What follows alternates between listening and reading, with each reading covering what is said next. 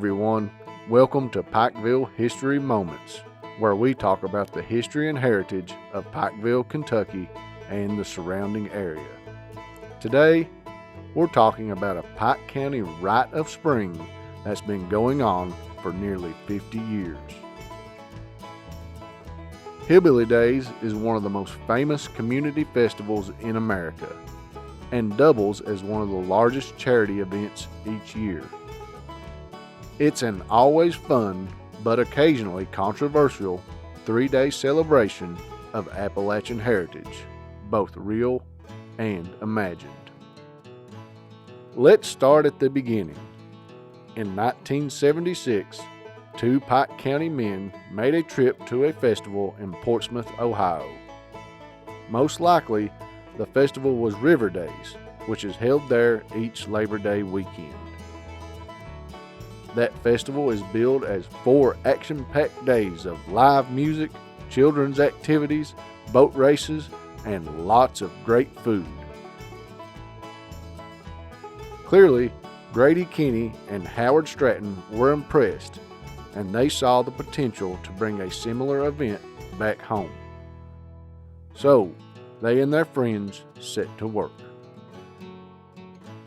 The first Hillbilly Days was held on April 1st and 2nd of 1977 and was a modest affair by today's standards.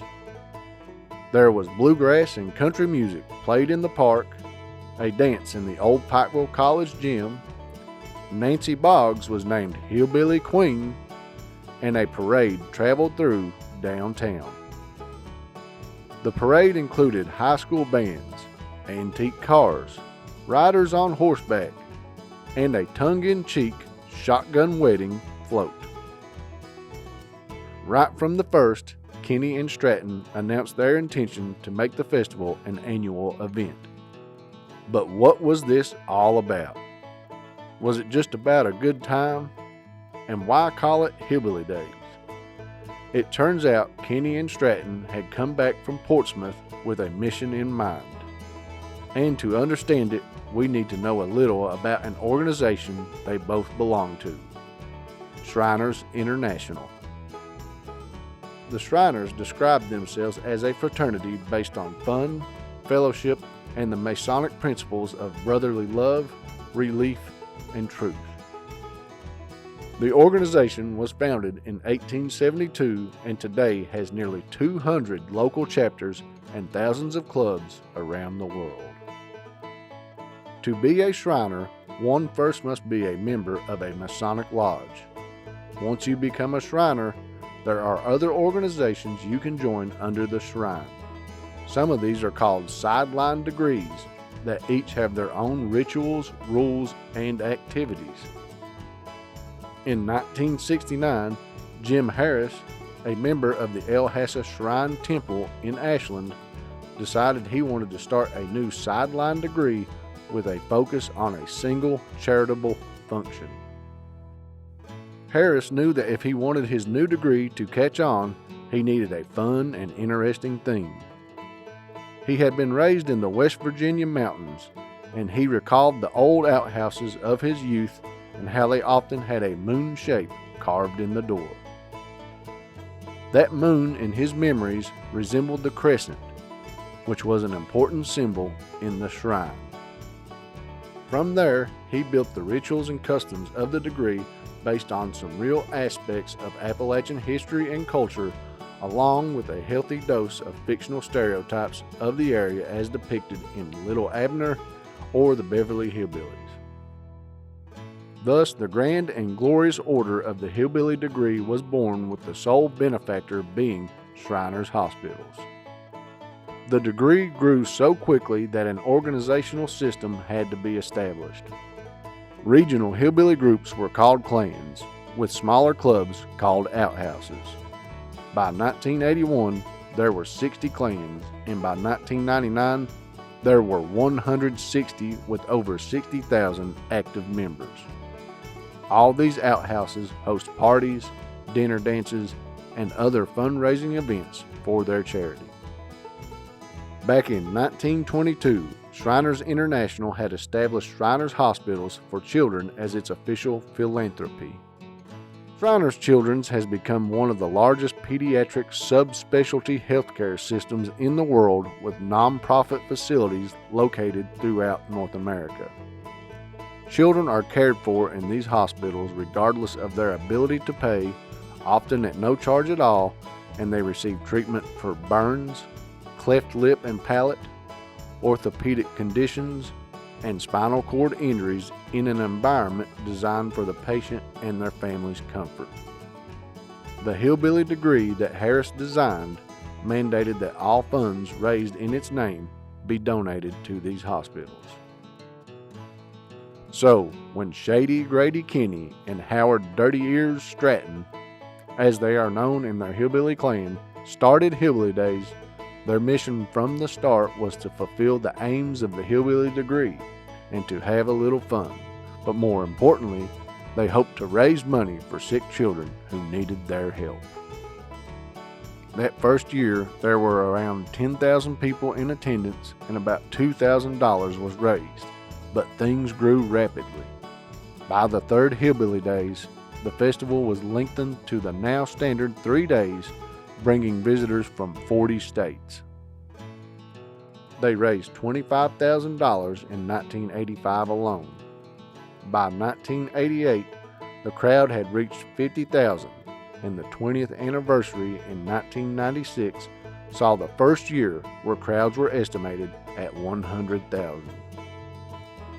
While the heart of the festival has remained the same throughout the years, there have been several changes in that time as well. Early on, many of the vendors were local school clubs and local artisans and craftsmen. As the crowds grew, vendors started showing up from all over the country with more exotic foods and more commercial retail operations. The Southeast Kentucky Chamber of Commerce began helping the Shriners with the event in the early 1980s, and some of the proceeds have benefited their mission to help local businesses ever since. Some activities have come and gone, while others have been renamed or new ones added. Airplane rides were occasionally offered when the old airport was located where Cassidy Boulevard now stands. And helicopter rides once lifted off from behind the old Pikeville College gym, taking passengers through the cut-through project during its construction. In the 1980s, running events were added. Perhaps most dramatically, once material from the cut-through completed filling up the river, the newly flat ground began serving as a site for a traveling carnival that would set up shop for the entire week. A big change came in 2007. Prior to that, the parade had always gone down Main Street and returned along 2nd Street. But the number of vendors and people clogging the streets resulted in parades that lasted 3 to 4 hours long and presented several safety issues. So, the 31st Hillbilly Days parade was rerouted to run along Hambly Boulevard, and it has remained there ever since. The first national act to give a Hillbilly Days concert was Hank Williams Jr. He appeared in Pikeville High School's gym during his streak of 14 consecutive songs, reaching the top 10 on the country music charts. Once the Appalachian Wireless Arena opened in 2005, the Hillbilly Days concert became a tradition. Headlining these were artists such as Alan Jackson, Brantley Gilbert, Dwight Yoakam, Sugarland, Jamie Johnson, and a return trip for Hank Williams Jr. In 2017, Chris Stapleton played 2 nights during Hillbilly Days, setting the all-time attendance record for the arena that stood until Tyler Childers played 3 consecutive shows there, ending on New Year's Eve of 2019. The festival has been recognized in various ways over the years. It has been named as a Top 10 festival by the Kentucky Tourism Industry Association and a Top 20 event by the Southeast Tourism Society several times. In 2001, Coca-Cola produced a limited number of commemorative Hillbilly Days bottles to promote the event's 25th anniversary. They sold 96,000 bottles in the first 4 days after their release and produced similar sets in later years. An accident of timing created a tradition that's possibly unique to Hillbilly Days. Kentucky's primary elections follow just weeks behind the gathering, and there are only so many opportunities for politicians to speak in front of crowds of that size. By 1979, candidates for governor and other statewide offices mingled with the attendees. A few years later, a more formal set of stump speeches began to be held, with the length of speeches limited by a panel of officials armed with a timer. To date, there hasn't been a president speak at Hillbilly Days, though Governor Patton did read a message from President Clinton in 1996 thanking Shady Grady and 30 Years for their many years of dedicated service. Every so often, questions are raised as to whether Hillbilly Days is perpetrating unhealthy stereotypes. The question is fair enough. Some of the stereotypes may have some truth in them, while others are slurs invented from whole cloth. For example, it seems true that there has historically been an independent streak among the people of Central Appalachia. Taking care of those less fortunate is important to us. We have been known to manufacture our own liquor, even when it wasn't strictly legal. And it does seem to us that outsiders talk kind of funny. Maybe we even sometimes have a problem with authority. But bib overalls, funny hats, and depicting hillbillies as slow-witted, violent, and lazy are pure fiction. Much of that was invented by yellow journalism feeding off of the Hatfield-McCoy feud that reached its end around 1890. Prior to that time, the people of Appalachia were thought of as akin to Daniel Boone and Davy Crockett, but that era of journalism often focused on portraying different peoples as strange and exotic, so they reported on the feud like they reported on lost tribes in the Amazon. As for bib overalls, they weren't even invented until 1911 and only began being mass-produced in the 1920s, when they were mostly worn by farmers, miners, loggers, and railroad workers throughout the United States. Being from Appalachia had nothing to do with it. We would argue that there have rarely, if ever, been harder working people than the men and women living in this area during the same time, when Hollywood was depicting them as lazy. These were men who risked their lives in the dark of the mines, then came home at daybreak to plow their fields. But we do have a sense of humor, and we can make fun of ourselves. So, like Jim Harris when he created the Hillbilly degree, we choose to celebrate the truth of our heritage while making fun of the ridiculous Hollywood image of it. We think most people can tell the difference, but as for those who can't, well, bless their hearts. That 25th Hillbilly Days in 2001 was bittersweet. Grady Kinney was supposed to be the Grand Marshal, but he passed away at the age of 75 just a month before.